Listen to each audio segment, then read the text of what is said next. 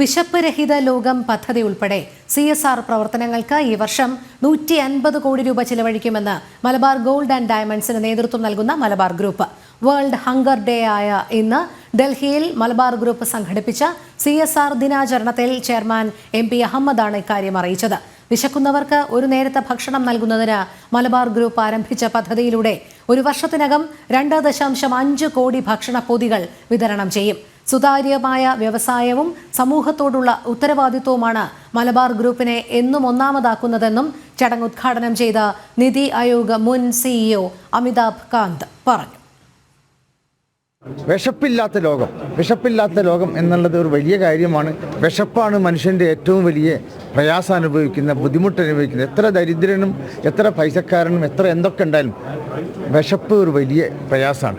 Hunger free എന്ന് പറയുന്നത് എല്ലാ സ്ഥലത്തുള്ള ഒരുപാട് NGOs ആയിട്ട് ഞങ്ങൾ ജോയിൻ ചെയ്യുകയാണ്. NGOs ഉണ്ട്, പല NGOs ഉണ്ട്. ഞങ്ങളുടെ സ്റ്റാഫ് 25,000 പേരുണ്ട്. എല്ലാ ഷോപ്പിൻ്റെ അണ്ടറിൽ എല്ലാവരും സഹകരിക്കുന്നുണ്ട്.